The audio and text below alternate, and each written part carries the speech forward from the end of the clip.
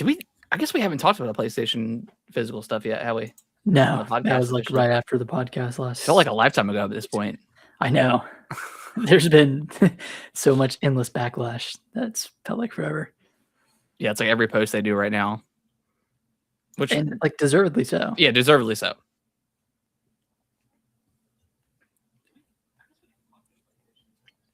right, let me share this out.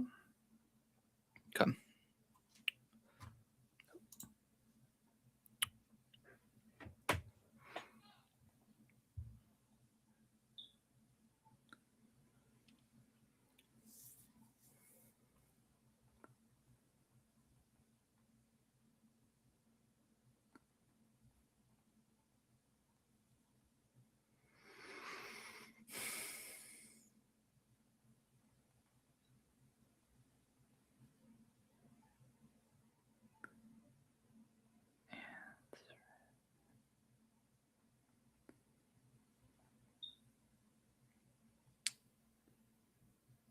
Okay. All right. Tweeted. All right. Let me share. We should be live.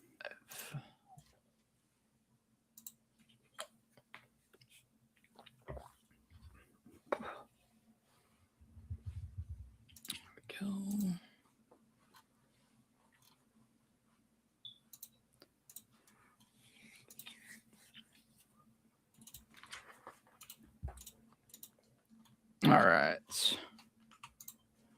All right, you ready to get started?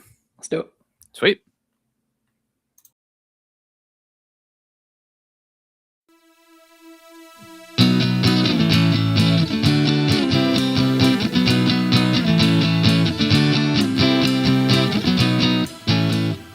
What's going on, everybody? Welcome back to another episode of Gaming with the Bros Cast, episode 316. My name is Harrison. I'm joined by my brother Nick, as always. Nick, how you doing, buddy? What did we miss? What did we miss? What did we miss? What do we miss? It's like that meme of Donald Glover walking into the apartment and it's on fire. Oh, yeah. What happened? Yeah. I'm doing great. Good. Yeah, like Nick was referring to is a lot happened while we were on our little hiatus, week hiatus, whatever. So we'll talk about it here in a little bit. But yeah, Nick, how was your vacation? How was your week? It's good. Had 2 weeks off. The first week just kind of like did a bunch of stuff around the house. Yeah. As well as played some disc golf. Went out to a physical game store. I don't know why I'm saying physical game store. Hey, I mean, well, we know why. But I went to a game store up in like North Raleigh that I've never been to before because I was specifically looking for Star Fox 3D. Yeah. And lo and behold, it was displayed. Like it was out. They knew. They knew. They knew. So I yanked it off the shelf and proceeded to buy that. And then I got a couple of other games. I got WarioWare Get It Together. Because I think it was like $25. I was like, okay, I've never really played a WarioWare game. This one got, decent reviews. I'll check it out. And then picked up a Codename Steam on the 3DS, which is it's a grid-based tactical game made by Intelligent Systems. Yeah. How much was that, by the way? It was like $5. Okay. Super cheap. Funny enough, I saw that not too long ago in like a Family Dollar. They had I was just kind of browsing their electronics section, and they had it was like a 3DS. Like they had a couple of like 3DS games, and Codename Steam was one of them. I was like, this is. Was it case box or was it just the? Yeah, it was sealed. Oh, it was like a brand new copy. I don't know why they that, but I didn't. I just got just the cartridge. Yeah. I'm interested to play this one because this is. I think it's Abraham Lincoln in like a ragtag group that are fighting aliens or something. So it's such a weird concept. Yeah, I remember playing the demo back in the day. I didn't love it. Yeah, and I don't think it reviewed very well either. It didn't. I think they made some updates post launch. Like they gave you the ability to speed up enemy turns. I remember that. Okay, that was a major point of contention with the initial release. So I'll give that a shot. And then I bought. Yu-Gi-Oh! The Sacred Cards. Okay. Which I did play a little bit of, and and enjoyed it. I remember having that one on the Game Boy Advance back in the day. Yeah. So I picked that one up purely out of nostalgia. But What yeah, it's are cool. you playing? Do you have a Game Boy Advance? I have a DS. Regular DS. Okay, Regular gotcha. DS, Gotcha. yeah, Okay. DS Lite. Yeah, so I was playing it on there.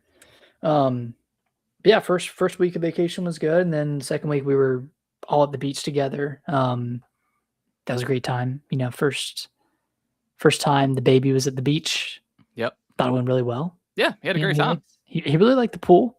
Yeah, Really enjoyed the pool. Enjoyed playing with buckets of water. Ate a splashing little bit around, of sand, splashing around. Doing all that stuff. grittiness. Yeah, that was a great time. Yeah, Yeah. it was a good time. What about you? How's your week? Well, I mean, you kind of know. It was good. Came back on Saturday. They ended up like doing after you left. They were doing. I mean, you knew about the construction they were doing on the beach, but they ended up getting right in front of us. Yeah. So our parents ended up leaving the same day as we did. I mean, if you don't have beach access and you're not pool people, then Yeah, what's the point of staying? yeah. Me and Kellen already had planned on leaving anyways. 'Cause I like to have that one day like buffer, To to just get relax your and mind right. get my mind right for the work week. The good old Sunday scaries. You gotta go into that mindset. Yeah. I was having some severe Sunday scaries yesterday. I was like, Yeah. man, Yeah. I could use like another year of vacation. Another year of vacation, and it ended up being like a perfect work day. Like it wasn't busy at all, and like Yeah. I was clearing my email, and it was like just a bunch of like spam emails and stuff like that. So it was actually Reminders and it was actually a really good day to come back, and it was all rainy and stuff. Like it was good. yeah. But yeah, week was great. Vacation was great. Yeah, it was a good time. Nice. Should we dive into what we've been playing? Yeah, I didn't put anything down. Because I really haven't played that much. I did jump back into Pokemon Fire Red on the Switch 2 while we were at the beach, and probably put like maybe 4 or 5 hours into that game. That game is like pretty long. Like it's like I Well, think it's slow. it is slow. That is true.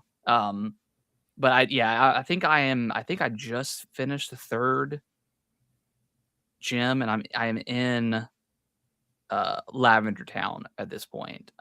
So I may go back to it. I may put it on pause again now that I'm How many hours in are you? like 12 or 13 maybe. Jeez. Yeah. But yeah, I love that game. And then what else did I play? I did finally play Rebirth. Got it booted up. I put a few hours into the demo already, but I hadn't actually, and I have Rebirth. I didn't actually download it to my Switch too. So I finally got that downloaded. And I played a little bit in handheld. It's not great in handheld. It's Performance wise or fidelity wise? fidelity wise and performance wise, it's a little bit clunkier than still a good like experience. Like I obviously I prefer to play on the television in that type of game, of course, but it wasn't enough to like I was like, oh, like I'll never play this again in handheld. But so been kind of diving into that. Don't really have much to say. I'm still in that first area and just kind of doing. It kind of like once you get the chocobo, it's like, hey, just have fun, like do whatever you want, kind of go wherever you want. Yeah, you can spend like 10 hours in that first area. So yeah, cool so far. Really liking it. I meant to bring Cyberpunk with me to the beach, but I pulled it out and I forgot it on my shelf. So I may play some of that tonight because I want to finish that the DLC for that game. Yeah. And then I dabbled a little bit into Fire Emblem while we were at the beach. I finished one. I think I finished one chapter and got into I think the 12th, maybe 11th or 12th. And I kind of had started like right in the middle, or I started right where I left off, which was like towards the end of chapter 10 or 11. Is it the one where you're escaping? That's the one that I'm on right now. Okay. Yeah. So I might play some more of that while I'm getting ready for Fortune's Weave here in a couple months, just to get refamiliarized with kind of how Fire Emblem works. I think I should just wait. Well, I was gonna say, I think you should try Three Houses. Okay. because it's I think I have the demo downloaded. is there a demo? Yeah. I'm pretty Hmm. sure. I'm pretty sure there is. Because and the reason I say this is one, I know it's different than like yeah, I mean it's pretty different. yeah. It does look great in handheld now. Now that it has the Switch docked boost for Switch 2. Mhm. Like it looks really good. Yeah. Um, and you might jive with like the school-based structure and doing the things between chapters. Because Yeah. I went through and finally finished the Three Houses DLC, Cindered Shadows, which it's it, it's very different from the main game. It's just a straightforward like chapter to I'm chapter surprised DLC. you didn't play that. Did it come out during It a came out point where something was coming it out, came out in another game was coming out? 2020. I think it Okay. was around the time Animal Crossing came out. Okay. I was really into that. I Gotcha. don't know why I didn't finish it, but it's a great DLC, but it's just very chapter to chapter and not much management in between. And then after I finished that, I went back to one of the routes that I was in the middle of that Mm. I had started in like 2019. Um, and I was reminded why I love this game so much. And it's just like, yes, there's a lot of time between chapters and there's like a whole calendar system and like you spend a month pretty much between each main chapter, Yeah. but there's so much you can do.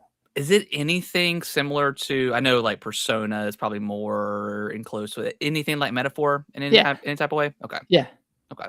It's similar to Metaphor in that 'Cause I love like the friendship system in that game. Like mhm, yeah, I loved all that stuff. you not only have a limited amount of time to do stuff, and you can either do like paralog chapters, which are like side chapters. You can do auxiliary battles, which are kind of like rinse and repeat battles to gain XP, or you can spend time like teaching your students and increasing their individual stats, or you can just like go around the monastery and do individual activities or like spend time with individual characters. Yeah. So you have like a limited amount of time, and then when you actually go into the monastery, you have a limited amount of actions you can do. So that's like kind of reminiscent of Metaphor. I I feel like it's more similar to Metaphor than it is Persona, Okay. if that sways you in Okay. any way. But again, like Fortune's Weave is going to be cut from the same cloth, and I think it's Yeah. going to be. I think it'll be a better game than Three Houses, and Three Houses is it's a top three Fire Emblem for me. But Fortune's Weave sounds like it has more gameplay improvements compared to Three Houses. Yeah. And it's more back to like the traditional like the triangle kind of thing, you know, with the sword, spear. Is it more It, does Three Houses does it deviate from that at all, or does it just expand upon like what's good against other things? they don't really have the weapon triangle in Three Houses, but there are like the same advantages. Like Archer is good against a flying unit, Mage is good against a knight. Like that kind Okay. of stuff still persists.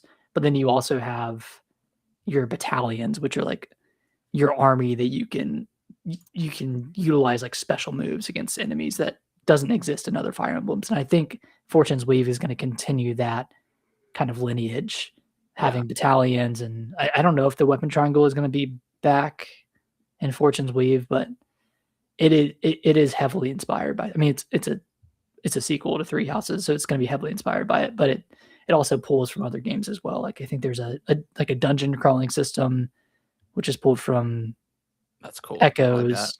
Yeah.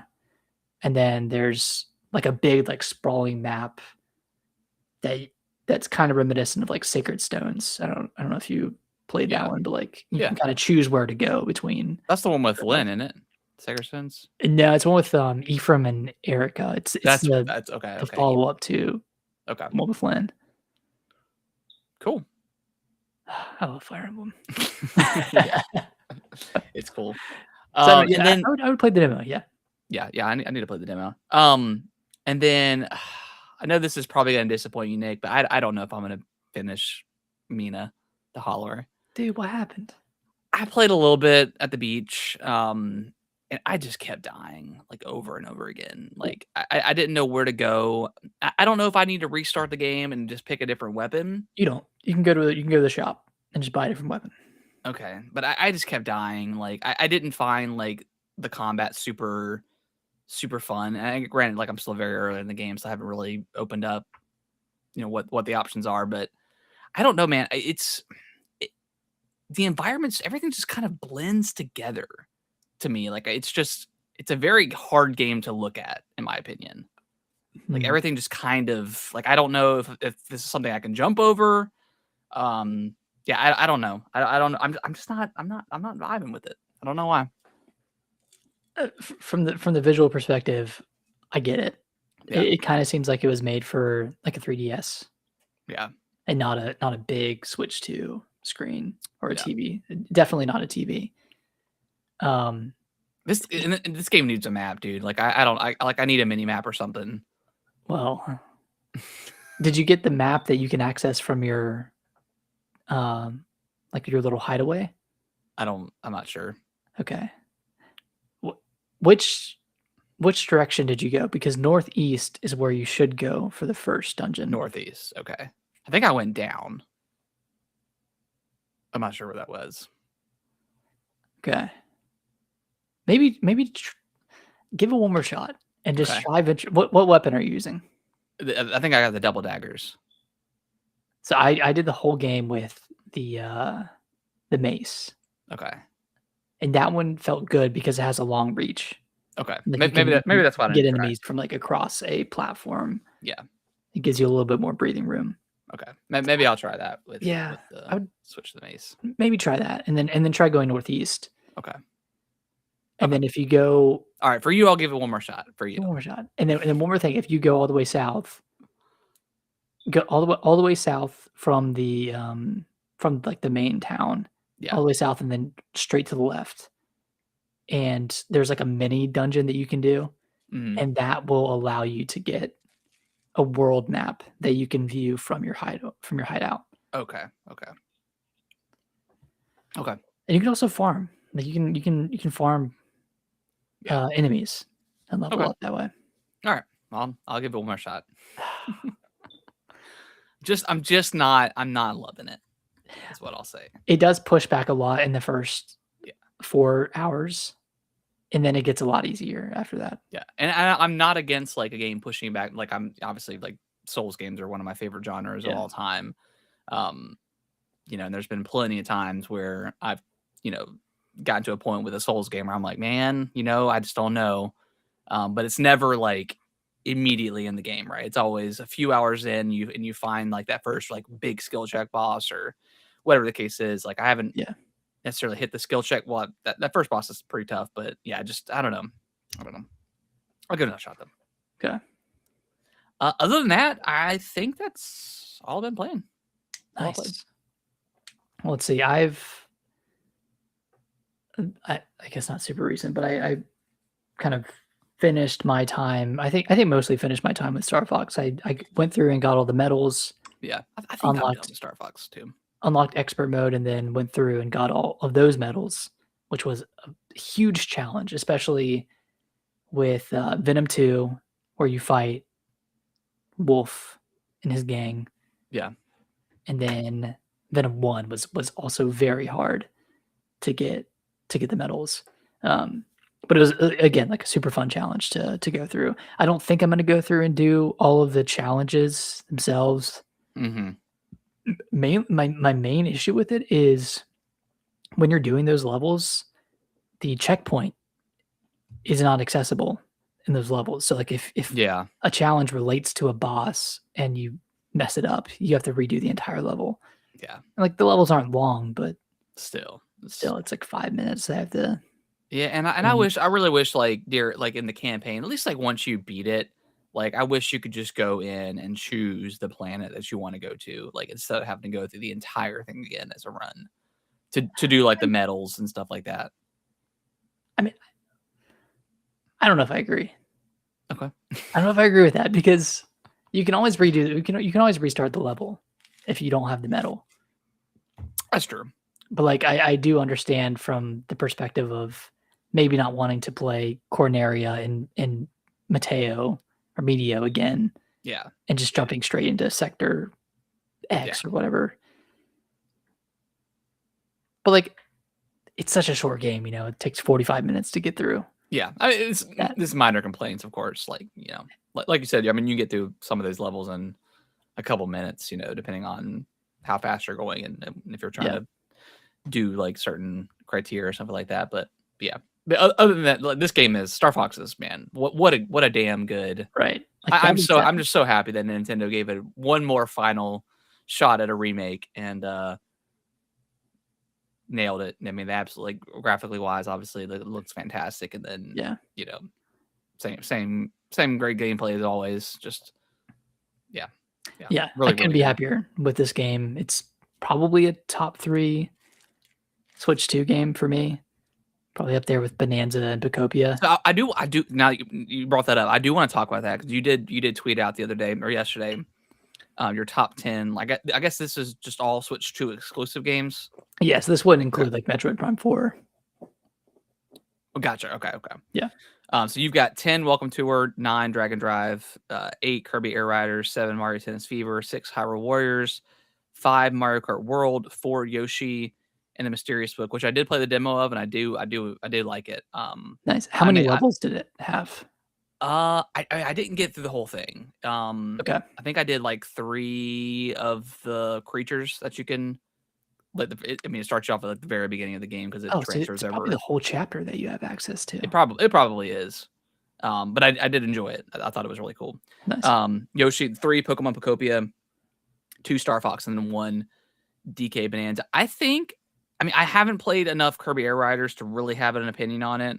But just based off of what I played with Kirby, the little bit I played with Mario Tennis with you at the beach, I probably agree with this list. I may put Hyrule Warriors above Mario Kart World right now. Those could swap, and then Yoshi again. I haven't played it enough. I think Pocopia might be my number 1 Switch 2 exclusive. Really? Yeah. And Donkey Kong Bonanza right behind it, and then Star Fox, and that could swap, right? But well, and we'll see how this DLC is with Pocopia. Hopefully it's pretty good. But yeah, I really fucking love Pocopia, man. I mean, Pocopia is amazing. I think Pocopia might be my favorite Pokemon game in general of all time. Like, it is pretty darn good. I understand, like, the original Pokemon Red and Blue, Yellow, Fire Red, Leaf Green. Like, I understand that's very nostalgia heavy for me specifically. And then obviously Gold and Silver, Heart Gold, Soul Silver are also excellent games. But I can understand that they are older games, and the fastness of Pokemon gameplay has improved for better or for worse. Like, you could argue that the new games are way too easy, I would say, versus even playing through Fire Red, where there's improvements with the gameplay, but it's somewhat challenging. I mean, I've only, I think, whited out once, but still, like, you don't really normally lose during a a normal modern Pokemon game. So yeah, Pocopia, man. Whew. I mean, I think I'd almost be inclined to agree. Like, I did love like Diamond, and then I loved Sapphire and Emerald. Like, those are probably those first 4 generations were pretty damn good. Yeah. Like, and design wise, and like Black and White was good. Yeah, it was good. I think when they started getting to like the whole gimmicky stuff with like the Mega Evolutions, the Z move and whatever that called. I can't remember what it's called, but Z something, Z attack, Z move. And then they had the Mega Evolutions, which are cool in concept, but I don't know. It feels like the game is already so easy, and then it's like you do like any sort of Mega Evolution, and you're just like guaranteed to win no matter what Pokemon it is. And I feel like it's not exciting to get a reveal. Like, normally, like, Pokemon reveals are pretty cool, like pretty exciting, but when it's a Mega Evolution reveal, it's like, well, I kind of wish you would have put that effort towards making a brand new Pokemon. Yeah, and that's the problem with like these new generations is like we're getting like region variants of certain like of the same like original like 151 and other ones too, and like I think there's like a rumored I think Onyx is getting like a new evolution or something like Like that. a Yeah, like water a evolution. water, which is cool. I mean, it could be really cool. I think a lot of the Mega Evolution designs are like horrendous, like Dragonite. Yeah. And I have come around on Dragonite and like for Alligator only because my son and I collect the Pokemon cards and like we don't have this card, but the Dragonite, the Dragonite in like one of the newer sets is like one of the most beautiful cards I've ever seen. Like it is Hmm. beautiful. Same with like the for Alligator, like really cool cards. Um, so that stuff I can appreciate more, but yeah, most of the time, like the designs are kind of horrendous. Kind of out there. Yeah, In a really ugly and somewhat lazy way. yeah.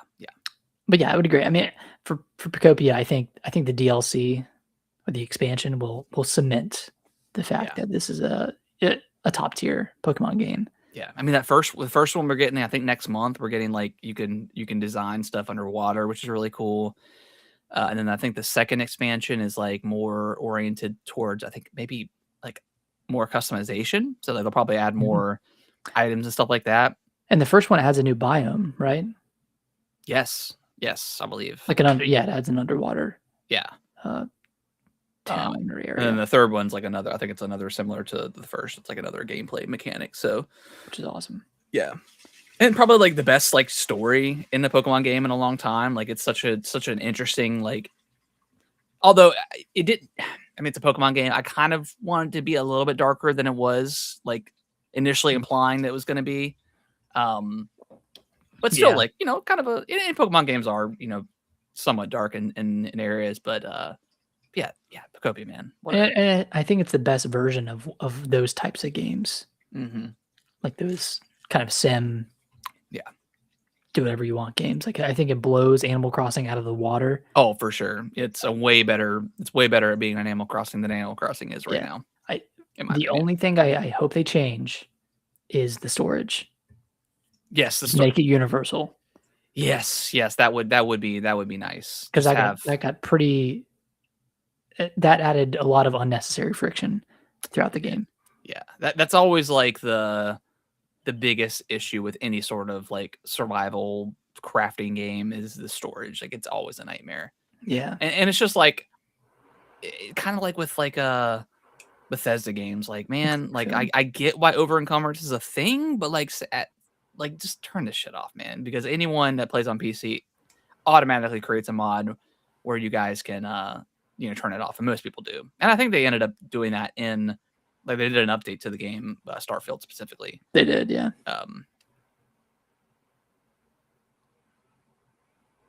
Do you guys feel the same about physical versus digital games the same way you feel about a store that says cash only or a store that says Apple Pay or tap only? No. No, because because there wouldn't be a situation where a game is only offered physically. Yeah. Like a game is always going to be offered digitally. Like you first, yeah, right? they're always like more or less like you're always going to have a nowadays I don't think there's ever been a game that's just physical only, or there's games that have been digital only, of course, but for the most part if there's a physical game, there's going to be a digital counterpart. I guess if cash is the digital, if you flip it, right? If cash is the digital and then the Apple Pay or tap to pay is physical, then yeah, I guess I feel the same way, but I don't think that's what you're like how you're viewing it. Yeah. And like it's a good point. That's a good analogy though. Yeah. And in store, like I don't know. I mean, there's not many. I mean, some stores do like tap only or like credit card only and don't do cash. And I don't carry cash anymore like that. Like, I may have like $20 on me at all, so and that's usually like a vending machine or something like that, whatever. Yeah. It's a good question though. Yeah. Good question. Yeah. I mean, if you look at it that way, like if you're separating it, you're taking away options, right? So, someone that walks into like a food line and they're like, oh, we don't do cash anymore. That may deter a lot of people, right? That may say, okay, well, we're just not going to shop here anymore. We're going to go to Harris Teeter or another chain grocery store or something like that. So in terms of like options, I think if one only, I'm not gonna stop going to a grocery store because they only do credit cards or debit cards or tap only, because that's what I use in general. But I don't necessarily like it because you're taking away options for the consumer, and that's the way you can kind of look at digital versus physical. It's like, digital only, you're creating less options for consumers to play the games how they want to play and collect how they play. So yeah. It's more nuanced too, like with discounts and being able to oftentimes get games cheaper physically than digitally. Yeah. And I know there's, oh man, I guess there's good digital discounts too. I mean, it's not like they're, physical is like, yeah, it's not non-existent, but again, like it's the option. And we'll talk about it here and probably in a minute here, but yeah, you're taking away options from the consumer. Do you want to just dive into to the news? Yeah, let's dive into it. I do want to finish up with Rhythm Heaven. Okay. Oh, perfect. Yeah. All right. Cool. Let's dive into the news first. We'll go ahead and talk about Rhythm Heaven. Let's get into it. All right. Get into it. So yeah, obviously the news. I guess a couple weeks ago at this point, but we didn't have the podcast last week, so we're just kind of touching on it. But obviously, PlayStation is discontinuing their physical discs in 2028, and the internet is pissed. They say that there is a higher percentage of digital versus physical, and that's probably right, but I don't necessarily believe the numbers that they are giving. I think it's a little bit closer than what they're portraying it as. That's just kind of my opinion. But yeah, I guess it depends on how they're viewing it. Like, are they viewing it from a revenue perspective on all games, or are they highlighting? Because of course they're going to make more money digitally because it's their own store, right? Yeah, or are they highlighting premium games that cost money up front? Like, are we looking at like does that include like a Fortnite? Right. Probably not. I'm assuming they're just specifically referring to premium games. Yeah, premium like games that are coming out physically, like they're also God of Wars and Spider-Mans of the world and stuff like that. Call of Duties and whatnot. Call of Duties and stuff like that. So what was their number? Like 70%? Yeah, like 70, 30 or 80-20 or something, which is I'm sure digital is obviously a lot more, but I don't think it's that far apart. But anyways, so for Sony, I believe it, because they've been kind of pushing in that direction for the most of this generation. Like, they didn't even include a disc drive with the PS5 Pro. Yeah, they have a digital version of the PS5, just like Xbox has. Like, that alone kind of skews it because you have a digital only console, right? Like, I doubt many people are buying the disc drive if they buy a PS5 Slim or a PS5 discless. Yeah. And I mean, that's the reason why GTA 6 is a code in the box now, because they don't want to. Because I mean, we don't know like for sure what PlayStation is going to do with the PS6, and that's what kind of worries me, is if they're going to go all digital, and they're not gonna include an optical drive in this thing. They may still sell it on the side like they do with the PS5 Pro or the PS5 right now, or maybe they're probably not going to allow you to do it because it's not PlayStation wants you to spend even more money. But hopefully they allow you to use, if you bought an external or whatever optical drive they sell now, hopefully you can use that on the PS6, and that way you have some sort of backwards compatibility for your physical games. Because that's what kind of concerns me, is if a consumer has been collecting mostly physical PS5, and then the next system, PS6, is digital only with no option to have a disc drive, like, as an add-on, all of a sudden you can't. And obviously you still have your PS5, but a lot of people do trade up, right? They trade in their PS5 for the next system, or whatever the case is. So we're kind of like losing, potentially, we don't know, but backwards compatibility. And PlayStation has not been the best platform for backwards compatibility. Like, Xbox has. Like they've really been kind of the number one for backwards compatibility stuff. But that's kind of what worries me, and as well as other things, and we can talk about that. But is backwards compatibility with PS5 stuff and going to PS6. You might have just mentioned this, but the ability, like if they implemented the ability to register a disc, and you could register it and then eject the disc and then still play the game digitally. Yeah. Maybe that would help. Like you could do that on your PS5 before you upgrade, and then Xbox I think is working on something like that about digitizing your games. Yeah, digitizing. Yeah. I don't know. Like, does that warrant your disc null and void? Like, could you then give that to a friend? And see, I mean, and that may be the only way they can do it. Is the only way that they can. That's the price you have to pay, right, to get these things digitized, and that is also not a great solution. I wish you could just at this point, old game is old. I already own it. Let me just have a digital copy so I can play that moving forward and still have the physical. Like I understand that creates like a situation where all of a sudden, well, I don't need my physical copy anymore. But if someone owns a physical game, they want that. They bought that game for a reason physically because they want it on their shelf. So I don't think there will be people that do it, but I don't think they have to worry about someone saying, "Oh, well, I've technically got 2 copies now, so I'm going to sell the other one," or whatever. Like people want to still have sell that. it back to GameStop.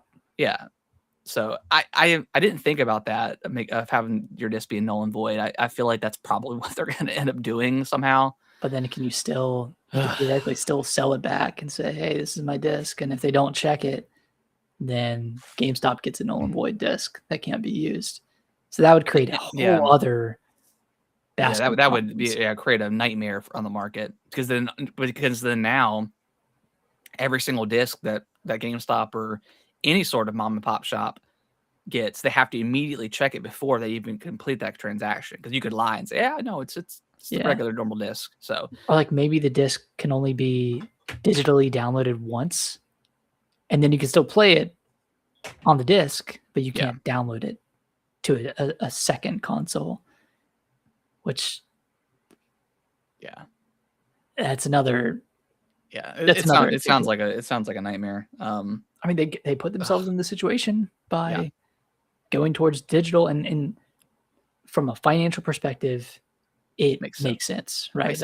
Makes perfect sense. Their margins just aren't as high with physical, because you have retail costs, you have manufacturing costs, you have like warehousing costs, you pay the vendor. But Nick, do you think that they're going to be pro-consumer and say, "Okay, well, we're saving all this money on, not have to manufacture discs anymore, the cases, distributing to the retailers, shipping"? Surely, Nick, that they'll cut us some slack and pass on the savings to us, right? Games are going to go back to $60. We're talking about Sony, right? No, they're gonna. If anything, though, they're gonna increase the price of their. They are 100% going to be like because they own the market. PS6, and that's like, I think that's my number one concern. Is while a lot of people are arguing, well, digital also has really great sales, and I understand that they're doing that now. But like you said, once they go to the PS6 and it's completely digital only, and you can only buy their games on the PS6, they now control the market. They control the pricing of the games, which, I mean, they already kind of do. I mean, they can price it whatever, but they'll increase that standard to 80 because they 100% will. Like they're going to do it, and then they control sales. Like, are their games ever going to go on sale? Are they only going to be like 15% off or 10% off versus like now, a lot of times they're 50% off at some point. It's like they control so much. And then on top of that, DRM is a huge concern now because PlayStation and Sony, or I guess Sony, just like stripped away like 500 movies and TV shows from consumers that bought that stuff years ago. Because they're, the contract ended, right? The contract ended with whatever studio. So they stripped all the movies, and did they get refunded? No. So that's also a concern, which, I don't expect, for me to buy God of War, Laufey, and then a year later they're like, we're actually going to snatch that back. It's going to be, if they ever do it, it's going to be, years and years. And it's going to be like music licensing related. Yeah. Yeah. Which that like I'm not like we talked about it before, but like Forza 3 I think is like delisted now because of music stuff, and So I guess sup it's more expensive to go in and strip that stuff out and replace it with something else or take it out for a game that entirely it for doesn't have any life left. for an old game that's 3 games behind now at this point. Um, This is why I'm confused with the outrage. If it's because Sony is going all digital next gen, well, they would be doing what Steam is doing. If they sell an add-on drive, then they're doing more than Steam. Third parties can sell their games on disc. Sony. Yeah, but Steam's been doing this for years. Like they didn't set a physical precedent. yeah. Yeah, For PC in generations. general stopped doing physical games like 20 years ago, 15 years ago at this point. Yeah, So yeah. Steam didn't set that precedent. They just kind of became like the number one place to buy games. And again, like I'm not. And Steam isn't the only marketplace to buy PC games as well. Yeah, Like you can buy codes from various outlets, and you can also use other marketplaces. Like you can use, e.g., like Epic Game Store. You don't have to use Steam. yeah. Like So Steam, you've got options there. PlayStation, you only have one market. yeah. It's only their store, and they control everything.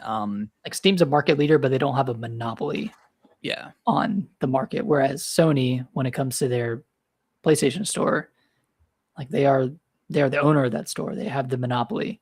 And Yeah. if you can't buy a game from Amazon or Walmart, yeah. There's then no more reselling. They're not going to give you an option to yeah. resell. And Like, like so you lose that option for people now. and I think Nintendo is a good example. Like they offer cheaper prices digitally as of 2026. So like a game Yeah. like Fire Emblem, you can buy that for $10 cheaper digitally, but for pre-orders, like right now, you can go get Fortune's Weave physically for the same price as digital because those outlets are offering a pre-release discount. Yeah, they're matching at their matching discretion. matching the price, which is Yeah. great.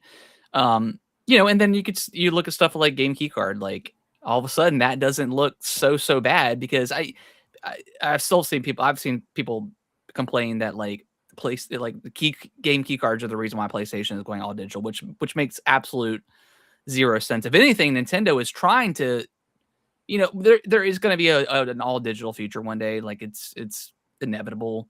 Nintendo is probably going to be the last like line of defense for that type of stuff. There's still gonna be special editions for games if like you really want something to have on your shelf.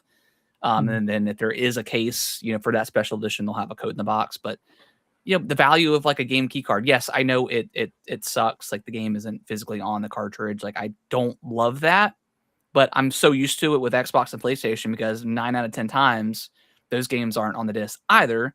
It was never really a concern, or no one ever talked about it until Nintendo did it with the game key card. But there's still value in game key cards because you could still sell them. Different. They're not tied to your account, right?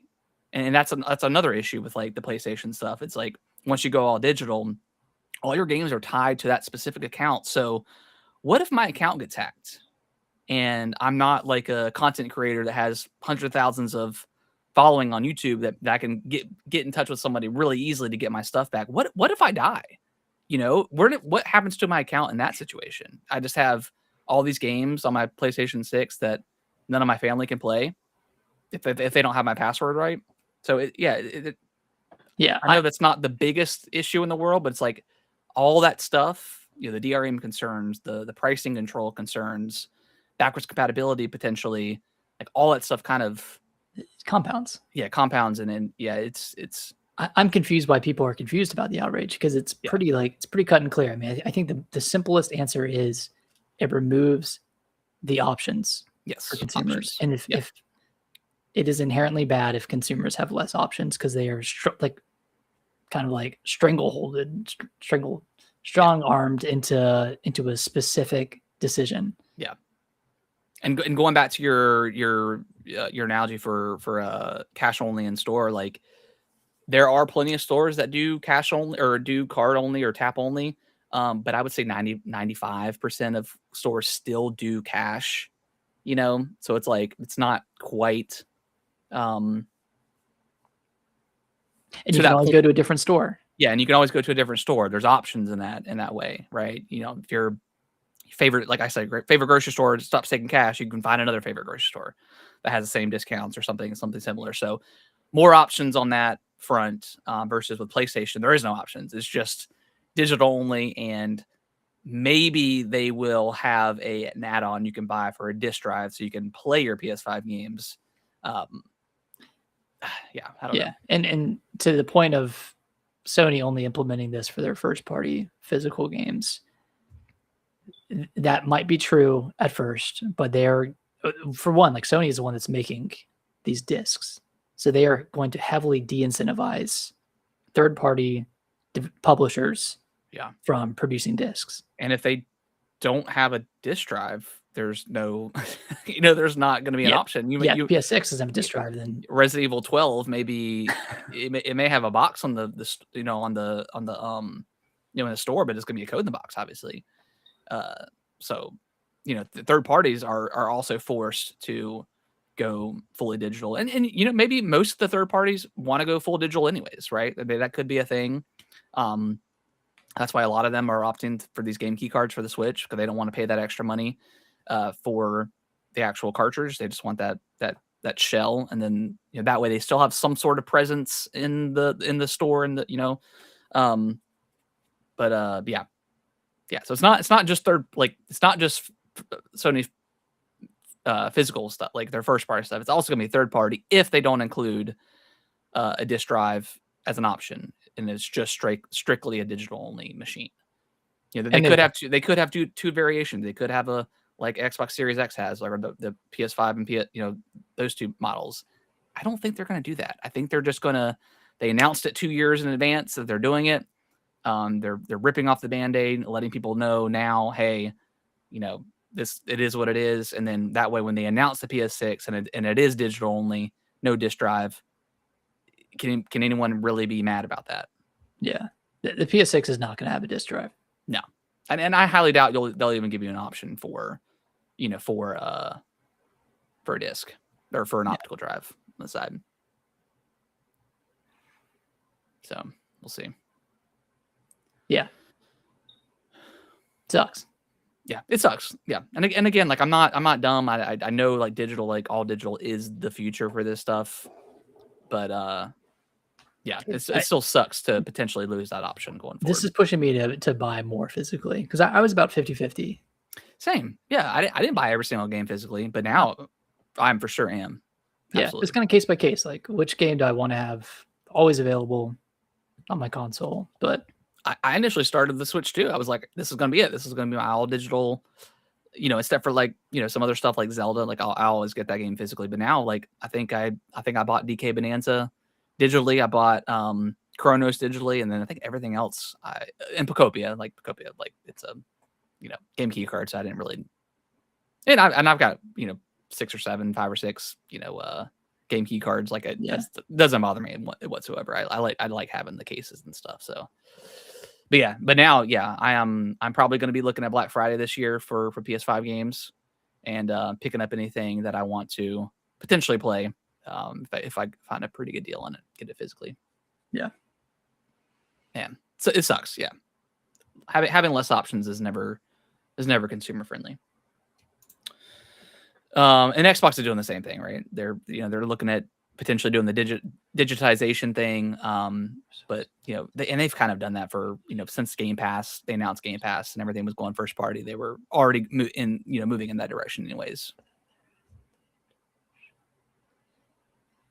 Would all digital next gen help or hurt retro game sellers? It could cause their physical media to go up in price, which helps them. But then there is and date in terms of future collecting.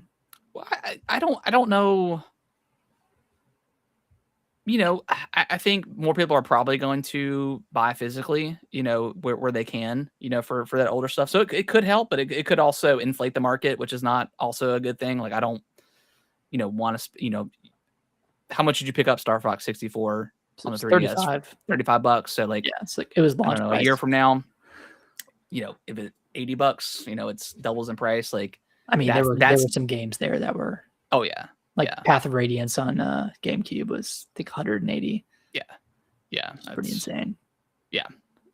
So I mean, it could hurt the market in terms of the pricing going insane. I mean, we look at Pokemon cards right now. Like, ever since like the end of 2024, the prices have absolutely surged, and scalping has become the number one issue in collecting Pokemon cards right now. And it's been nonstop, like, for 2 years now. I doubt that would happen with retro games, because they're not obviously printing these games anymore. But I don't think it would hurt it. I think it would actually make it. I think more people would realize, hey, physical games are important. Maybe I should build up my collection of physical stuff. So not only retro stuff, but even like more of the newer stuff. You buy a game digitally for full price, and then a couple years from now, you're like, oh man, I really like that digital game, but I really want a physical version. And then you find it on sale or something like that, and then you have it on your shelf. So I think it could only benefit the used game market. Yeah, I mean, I think it depends on what type of store. Like, if it's just a retro game store that focuses on like 3DS and prior, then I don't know if it would affect it that much. But if they're also selling like newer games, like Xbox One onwards, then it would probably benefit them, but be a detriment to the consumer. It's hard to say. Like, it's hard to say until we get to that point and see, but either way, it still stinks. Yeah, and it's also, I don't know if it's a moot point, but like, if you can only get physical games at like a mom and pop store, you're still not going to go there on launch day for a game like Intergalactic, like when that comes out. Like, you're not going to go to that store because it's not going to be available physically. So then the only reason you would go to that store is if you're wanting to pick up an older game. Which and some like the local shop that I go to, they absolutely do like new games too. So they'll lose some of that market, I guess. I don't know how much they're selling like new games, but I'm sure it's probably something decent. But so they'll be losing out on that. I don't know. We'll see what that type of market looks like here in the next couple of years. But I think it'll get more expensive. Oh, for sure. All right, well, let's move on from. Any final thoughts on PlayStation? No, I mean, stuff? I think all of it's already been said. I mean, PlayStation continues to get flack for it, and I mean, they're not going to reverse their decision. It seems like they've already are in the process of repurposing those warehouses. Yeah, I mean, they're like, they were smart to do it now, right? Right, and it was right before the holiday break, so people get that bad news, but people haven't forgotten, right? I think that was their initial plan. Like, I really hate when companies do that. They announce like bad stuff right before like a long holiday weekend. But gamers are fickle, and we don't forget stuff. So yeah, it's been kind of funny seeing like they didn't tweet for like 5 or 6 days, and then they tweeted something random for a game, and then it was just all got blasted.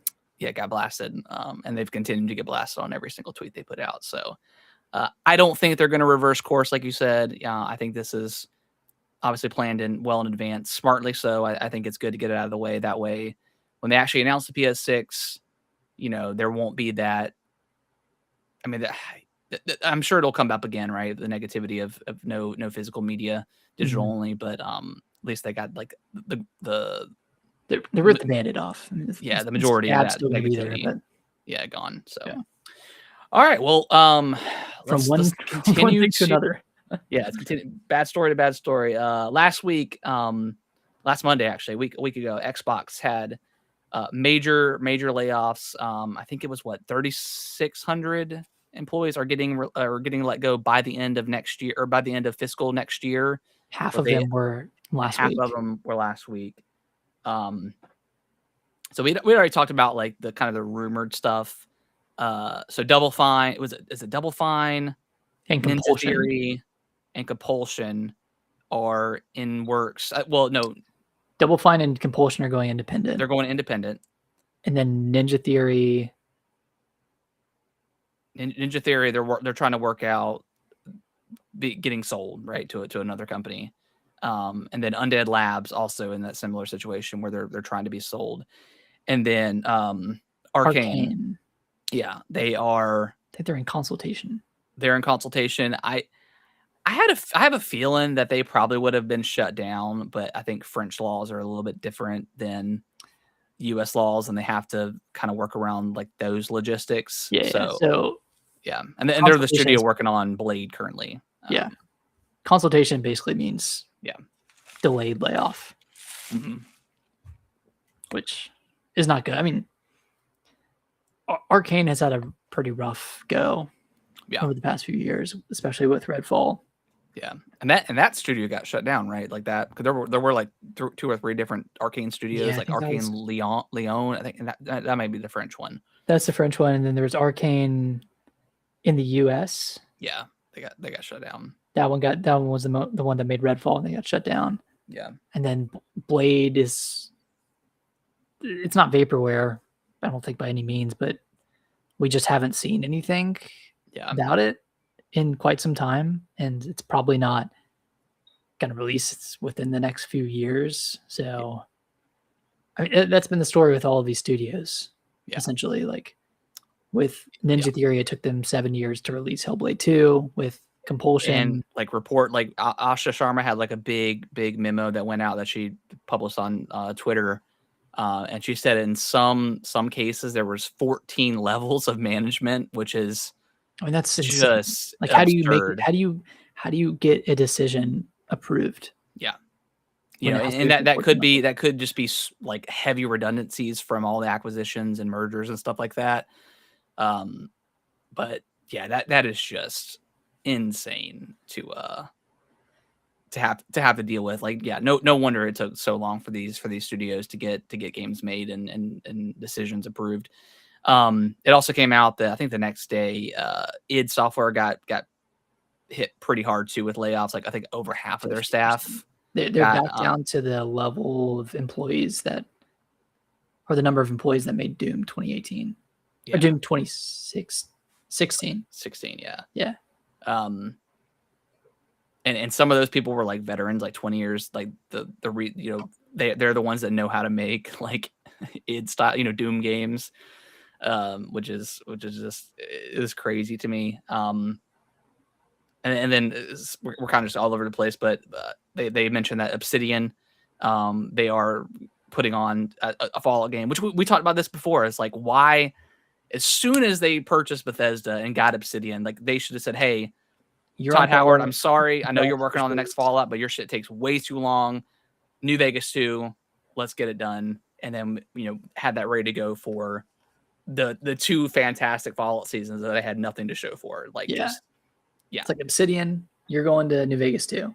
This studio, you're supporting Elder Scrolls 6 because we need to get the shit out the door within the next 10 years. And have ib with all those people there, like, hey, do something really cool with Halo. Like, let's spread this shit out amongst our studios. And again, we talked about like, God, do what Nintendo does, man, and just spread the love with your games and say, hey, make us a really, really cool game in the Halo universe, or make us a really cool spin-off Gears of War game like Nintendo does. Yes, is the Mario Tennises of the world and the sports games, are they the greatest games of all time? Of course not.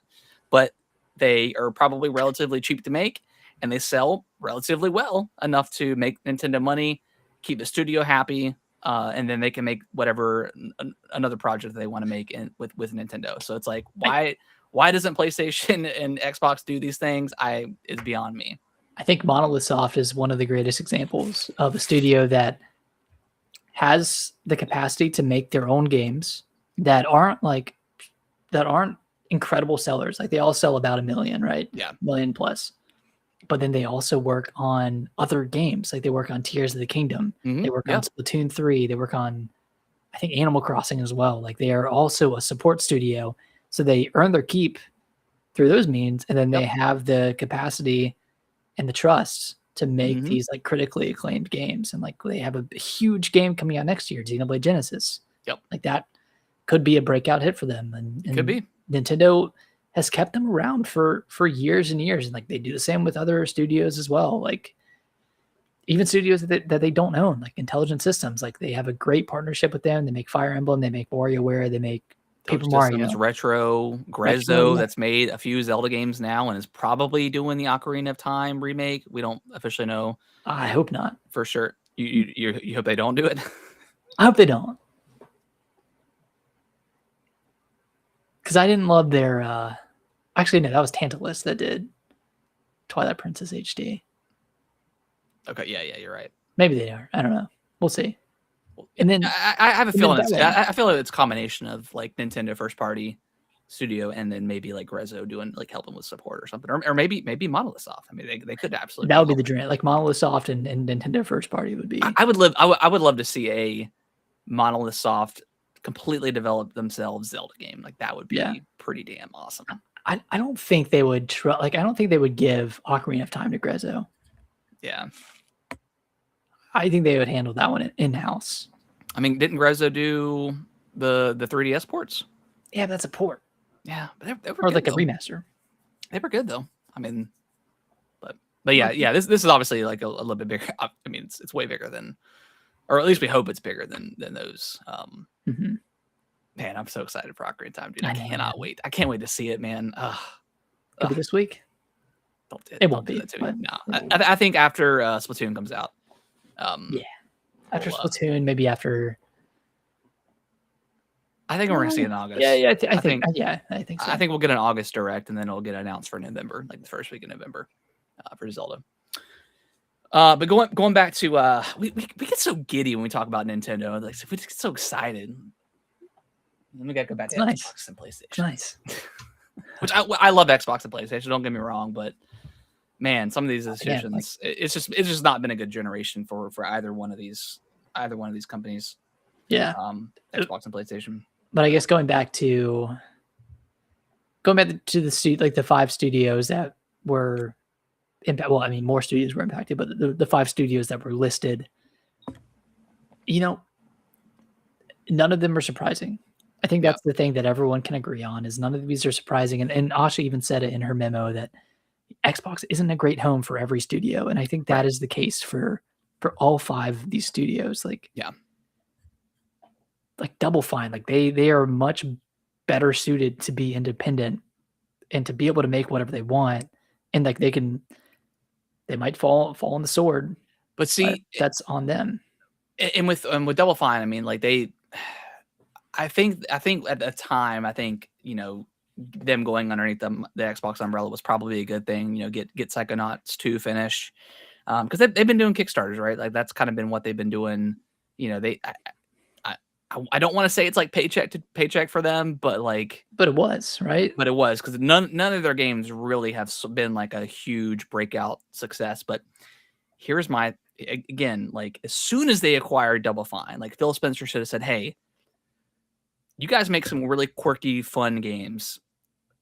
Here's Banjo-Kazooie. Make a Banjo-Kazooie game." Like that would be the perfect studio to do that. Yeah.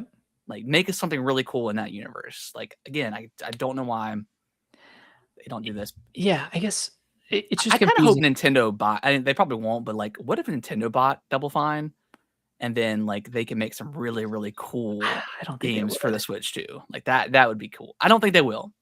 But they're not huge on acquisitions and stuff like that and purchasing studios, but that would be cool. Or partner with Double Fine. Say, hey, I think more partnering with them to do something with Yoshi, like make a really cool like Yoshi game or Kirby game or something like that. That would be. I think the problem with Xbox is they, and you said it before, but they have such a rich catalog of IP. Yeah, and like old IP that they haven't even used. They do nothing with it. Like Toys for Bob is like. They obviously got away from Xbox, like they were going to be shut down, but they worked out a deal to go independent. And then Xbox was immediately, hey, Spyro, make us a Spyro game, because you guys obviously did Spyro Reunited trilogy and the Insane trilogy, the Crash Bandicoot games. Like they know what they're doing for those like character platformers. and I'm very excited for the next Spyro game. So like maybe they could do something with Double Fine and say, hey, you're independent now, but we'll fund you. Banjo, make a Banjo game for us, and then that so they could still do that type of stuff. Again, like just share your IP and don't let us have to wait for Halo Studios and Bethesda Studios for these massive IPs that are massive games that take forever to make, where they almost become like irrelevant. Like, I mean, Elder Scrolls 6 was announced like what 7 years ago at this point, 8 years ago. Yeah, I think so. Like insane. Like that just it builds up expectations that are not going to be met. Because by the time the game is finished, you have an 8-year-old game. Yeah. Right? Because you're working off of design choices made years and years ago. Yep. Like where are the learnings? Like seeing other games come out, like you learn from those games. You learn how to implement better mechanics and better systems. Yeah. Like I think that's one issue with Elder Scroll or with Bethesda is like the Elder Scrolls series is kind of stuck in the past. Yeah, well, they like refuse to change almost. They love making those types of games. And then personally, I have kind of moved on from those styles. Like I would, I think for me to really dive into Elder Scrolls 6, like I'm going to need like some pretty significant changes to the gameplay, like make it more, less, just whipping the sword around, like actually make like some fun combat. Like the side quests are always great, but like the inventory is just always terrible in every single one of these games, and they always patch in like the extra, like they build it, like just give us the option to turn that shit off and not have to worry about it. Like give us the quality of life improvements on day one. Don't wait for player feedback. Like do some play testing, figure it out. Yeah, that's why you have Q&As. Like they're usually like third-party Q&A testers that come in and play your game. Like, yeah.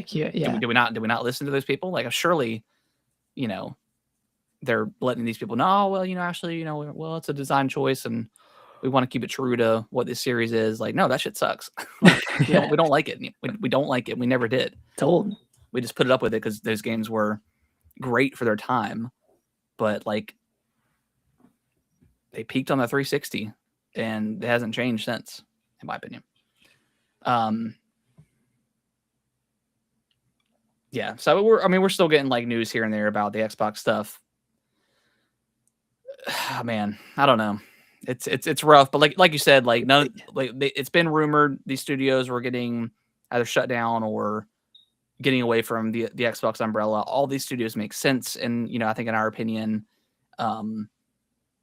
still sucks to see people obviously lose their job, but like a lot of it could still be redundancies from the acquisition. We don't exactly know, but a lot of really good talent that's been 20 plus years, in these studios are getting let go because of just horrendous mismanagement for the last, I don't know, 10 plus years with Xbox at this point. Yeah, I mean, I think that's the part that sucks the most. Is it's not their fault, right? It's not like the people who got laid off. Like it's not their fault. Yeah, like all that, like Doom Eternal, Doom 2016, Eternal. What is it? Dark Ages, all like fantastic games, like incredible games. And like this latest DLC is I heard it was like it's getting like 9s and 10s, 8s across the board. So that's really good. And then they turn around and get fired. So yeah, I don't know. Like, and that's not going to breed a good culture, and it's not going to inspire people to make good games. And yeah, Nintendo has said this, or leadership at Nintendo has said this many times, but like, you're not going to get a good game made by someone who is waiting for the axe to drop. In fear of losing their job up in their family and having to move, or whatever the case, depending on where they live. And yeah, it's ridiculous. Yeah, and like, of course, like leadership is making tens of millions of dollars, and they don't see any repercussions of this, right? There might be shakeups, there might be changes in management here and there, but for the most part, yeah, they do not suffer any. Yeah. And this is like, again, this is right on the back of like a month ago. Their excellent Xbox Direct or Xbox Showcase got me so pumped for Xbox again that I haven't felt that way in a very, very long time with just like, hell yeah, Xbox rules. And then this stuff happens. And on top of that, like the pricing in gaming is getting unaffordable for most, and games are constantly going up, and the hardware is $700, $800 right now, and then it's very difficult to get excited for the future of gaming. Am I still here? Yeah. Okay. It lied a little bit. Yeah. So yeah, it's very excited to get for the future of Xbox and PlayStation right now. Going back to them, where Nintendo, like I'm more optimistic. Things can change, and they're obviously their Switches, their consoles going up here in September. Maybe could be more in the future. We just don't know. But yeah, it's hard to get excited for and I'm generally like a new tech guy. Like I love new systems, but I'm just so satisfied right now with what I have, with the Xbox Series X and PlayStation 5, where I want to play more on these systems, and I'm kind of good with like the fidelity with the graphics. Like we're getting to the point where like games are just running good. Like I don't know if this is a hot take or not, but like I feel like for like gameplay wise with Xbox and PlayStation, like the PS3 and like the Xbox 360 kind of peaked with gameplay. And then like the 4 and 5 were just kind of, obviously the graphics are getting better and better, and we're just able to run the games better. Like you're saying with the gameplay systems themselves. Yeah, the gameplay systems. Like what's really changed? I think aside from like other than like minor improvements, right? Like in terms of like gameplay itself, like there's been a lot of RPG mechanics added into like Halo got a run button. Games. Halo gets the sprint. Gears of War, like it still looks like it's Gears of War, but they added like a little bit more verticality with like jumping and stuff. Like I wouldn't, that's an improvement on gameplay, but like it's not like a huge, improvement. And then you look at stuff like Starfield, like that plays like a Fallout game exactly. It's just in space, right? So I don't know. I'm not complaining. I'm just saying, like, it's, I'm good with what we have right now. Like, I don't need if I want to buy a $5,000 PC and see my reflection in Spider-Man's ass cheeks, like I can do that. But with what I have right now, like I'm just so good at the graphicalness we have. Like I don't need Resident Evil 10 to look any better than 9 does. Like it already looks fantastic, Hey, Capcom, whatever you're doing, Capcom, just keep, please, for the love of God, keep doing it. Yeah, because they're doing their damn thing. Yeah, they're releasing games at such a good clip that it must be black magic that they're using over there to get a Resident Evil out every year or two. Every year, man, and it's always like, and again, like Resident Evil 3, I know is kind of like the black sheep of like the modern remakes and Resident Evil games. Still a good game. I loved it so much. It's probably like the most replayable one out of all these. So much fun. I know they cut content, I get it, but it's still a really good game, in my opinion. But Nick, any more thoughts on the Xbox layoffs?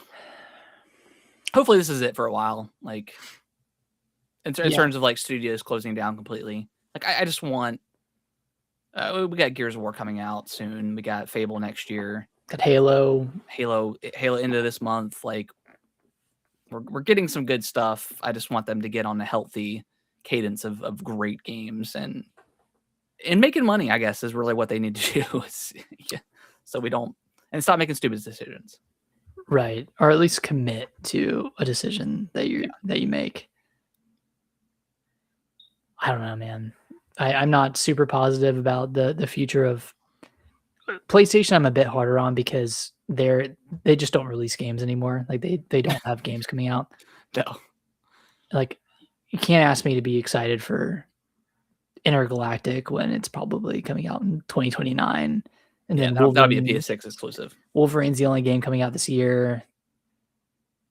And what's coming next year? God of War.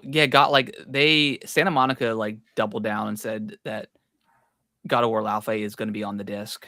So that means so that basically confirms 2027. Yeah. But and I think we had talked about like I feel like April like makes kind of sense for this for that game. I'm excited for that one. Yeah, very Pick excited. that one up. Pick that one up day one. Yeah, absolutely. I love the God of War series. And then Xbox, like, yeah, they have a lot of good games coming out this year, or a lot of exciting games coming out, and then Fable next year.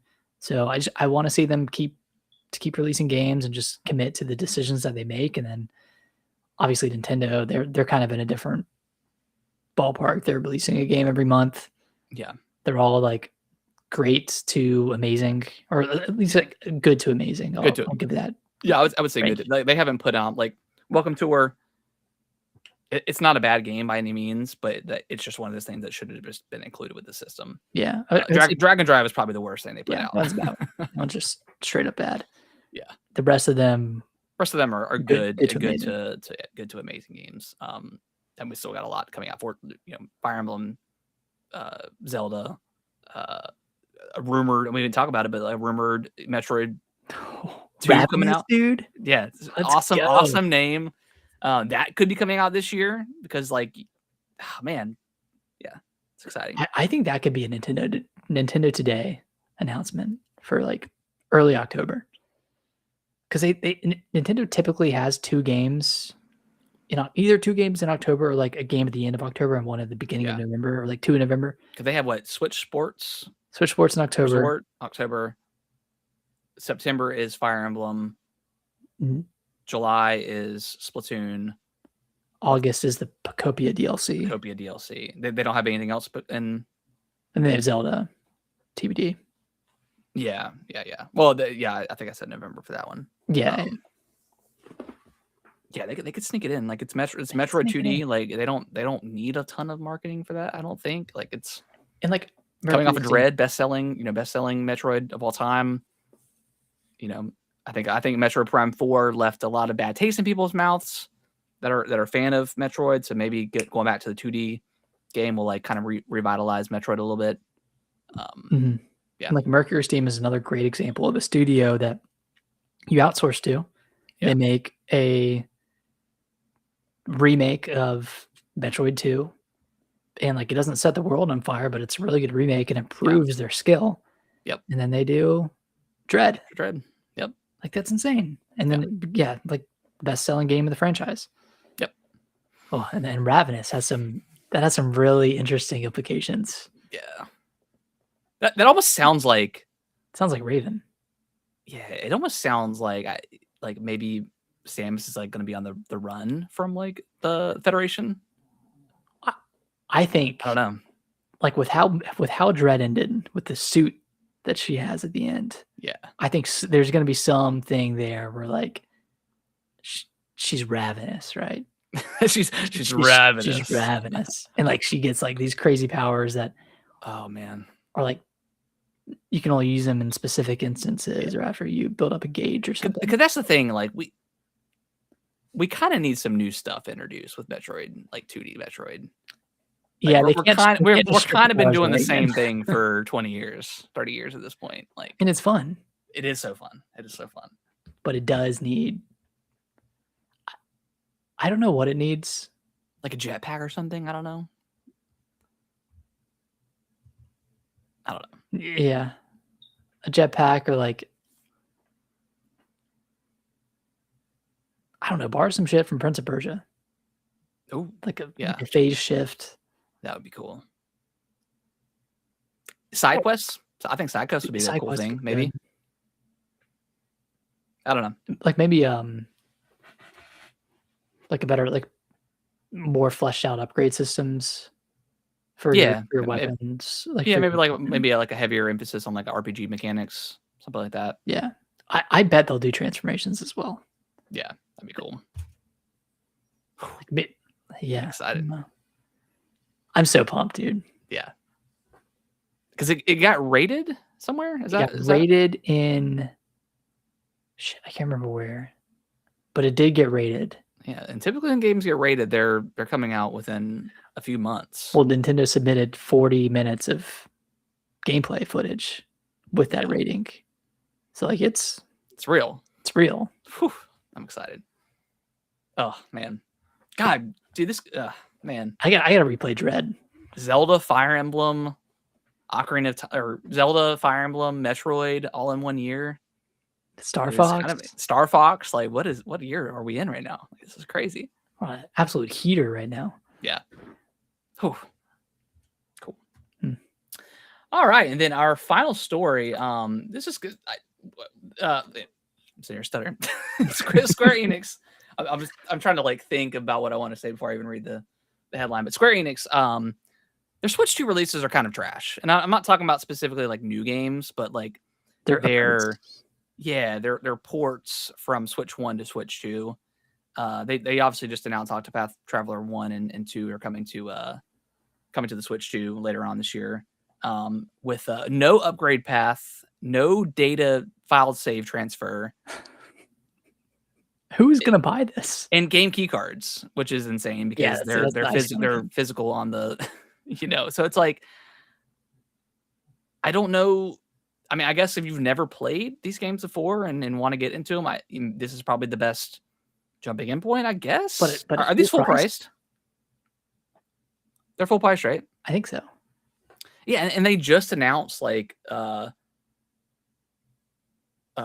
Fantasy X and X-2 package is like $50 on the Switch 2. Again, with like no upgrade path, no. I don't think it has any saves transfer. Like it. And I was kind of pissed because like I have X and X2. Yeah. Like, oh, okay. That's when I'll jump in. Exactly. Yeah. But no. And I don't think there's any like gameplay, like visually, like it probably doesn't look that much better. Like I don't think they've enhanced it that much. Like with Dragon Quest 11. Yeah. Like that one's $40, right? That one's a little bit cheaper than I guess it originally launched. Yeah, but it doesn't have a save transfer. It doesn't have upgrade path. Like that's such bullshit. It's shitty. It's super shitty. And I think I will give a positive to Xbox this episode. So it's not all negative, but like I don't think people realize how good Xbox's smart delivery system was whenever the Series X first came out. And like I think all developers were forced to make any sort of upgrades free. Like it had to be free. Yeah, I don't think people realize how cool that actually was and appreciated it, as much as they did at the time. And that's understandable now that we're in this day and age where everything costs some sort of money to upgrade, even if it's $5 or whatever. Kind of insane.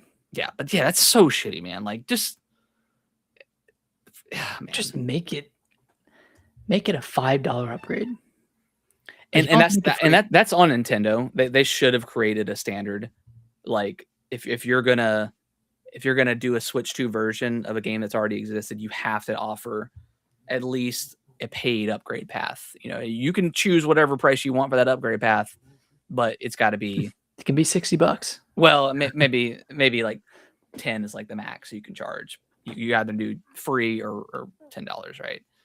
That's a standard that they should have, I think, done initially, because that's kind of what they've done, right? Like, I mean, they have their $20 Switch 2 editions, but that at least comes with extra stuff, whether it's worth it or not to you. That's up to the individual. But yeah, that sucks, man. Like, Square Enix is, as much as I love Square, like I love their Final Fantasy output. Final Fantasy Resonance looks incredible, but yeah, all of their Switch 2 stuff has been super shitty. But like, what is it? Final Fantasy Tactics, like that one had a free upgrade. I don't understand. And like Romancing Saga 2 had a free upgrade.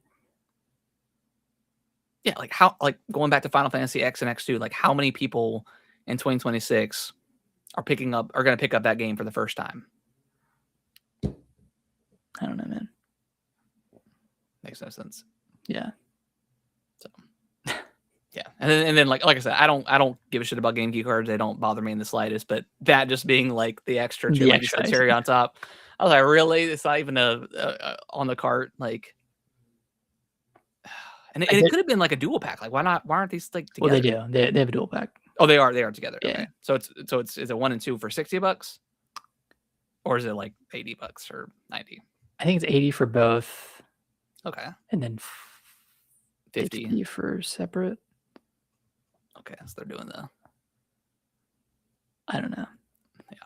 Either way, still it sucks. In a fit of inspiration, the other day I did go into Amazon and pre-order a bunch of on the cart Switch 2 games. I've got. Let me pull up my Amazon list right now because it's jam packed, and which I'm very like so.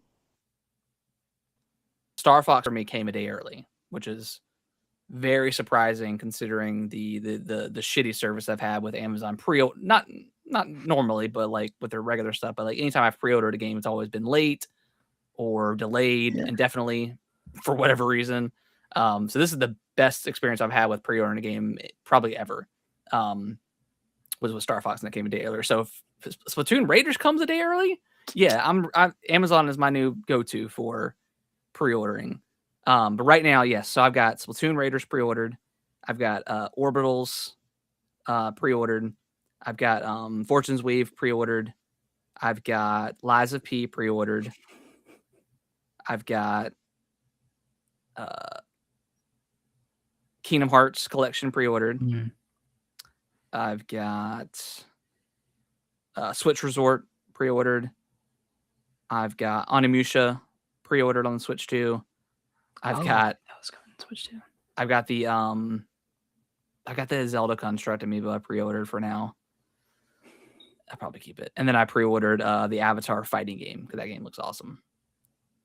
Avatar Legends. Oh, okay. Yeah. Yeah, the Switch 2. So a bunch of games. Yeah, I have pretty much the same games minus Kingdom Hearts and Onimusha. And the Onimusha one on Amazon comes with like a steelbook, so it's pretty cool. Oh, nice. Yeah. Physical games, man. It's cool stuff. Yeah, physical games are cool. All right, Nick. Well, any final thoughts about Square Enix or anything else you want to talk about before we wrap up the show? Let me talk about Rhythm Heaven. Oh, yeah. Sorry, go ahead. It's fun, man. No, all right, guys, that's the show. No, I'm having a great time with it. I haven't played a Rhythm Heaven since the DS one. It's like the first like American one that came out. Yeah. Did you pick this one up physical or did you do digital? Physical, baby. Woo! Love it. Physical. It's really interesting. Like all the games kind of just focus around like either pressing one or two buttons, either the A button or the like flicking the left stick in a direction. But they're so like each game is so unique. Like one of them has you spelling words that end in A, and each time you successfully spell a word, it shows you a random like Google image picture. Oh, okay. Like that's cool. Just like a random like someone drinking tea, someone drinking soda, like one of those like stock images. Stock images, yeah. Yeah. That's funny. There's like another one where you're like in a boy band, but you're cleaning up trash. So like it's like a whole performance, but you're Is it 2-player? It does have a 2-player mode. Is it like it's not like 2-year-old?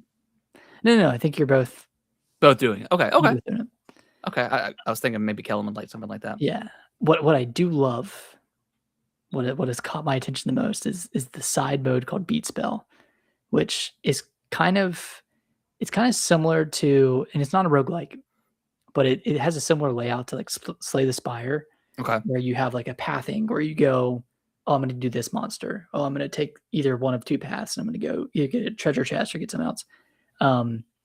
So it's like you're facing one monster at a time, but it's rhythm. Your attacks are rhythm based. So you have like this diamond where the beat is going around the diamond.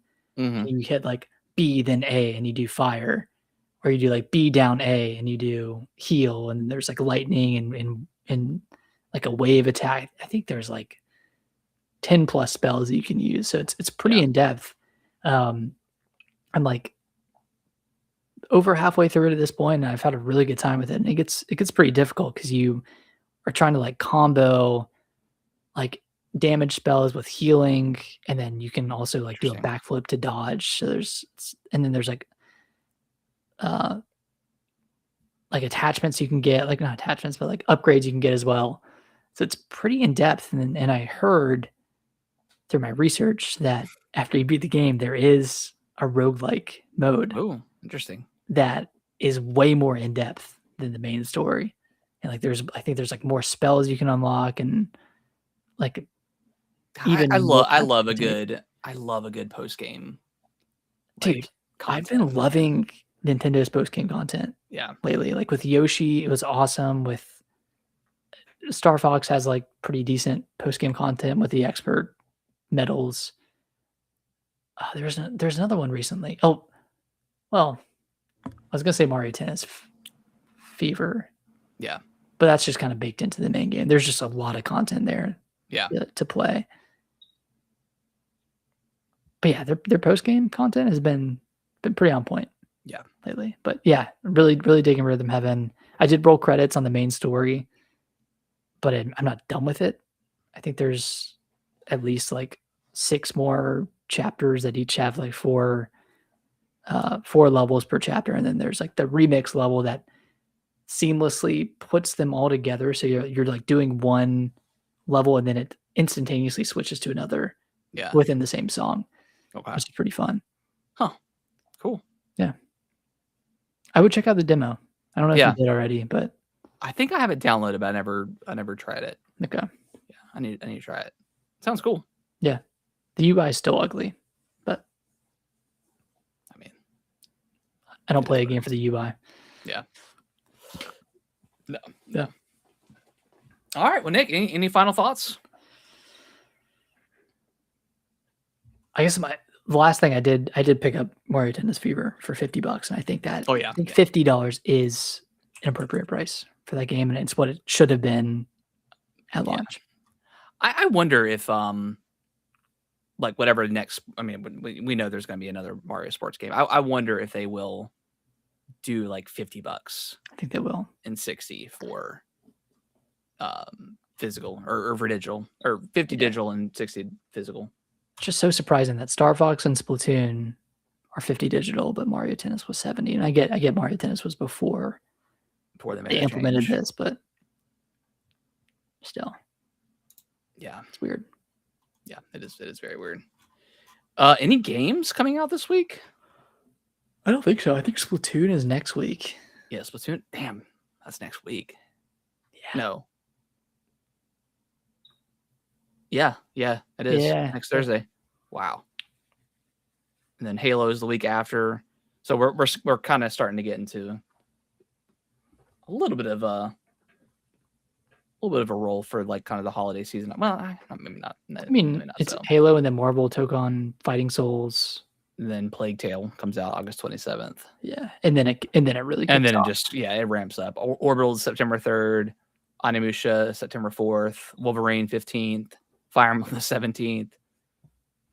Yeah, it's a big gonna start getting crazy. Control Resonance September 24th.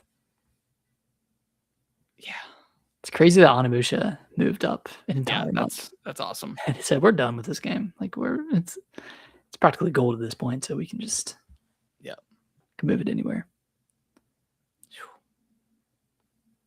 Gears of War E-Day, October 6th. Castlevania Belmont's Curse, October 15th. Man. Yeah. It's good stuff coming up. Yeah. All right, guys. Well, I think that is going to wrap up the show. We appreciate everyone watching live and listening to the podcast. We greatly appreciate it. If you can review us on your favorite podcasting platform of choice, that would be greatly appreciated. If you ever want to watch us live, we stream the show every Monday around 8:45 over on Twitch, YouTube. All that stuff is linked in the description of the podcast. So come in and chat with us if you want to chat with us live. Yeah, and we'll be back. We should be back on our normal. I mean, we're back on our regular scheduled program tonight, but we should be back in a good flow going forward. Yeah. We'll be back. We'll be back. And suddenly they returned.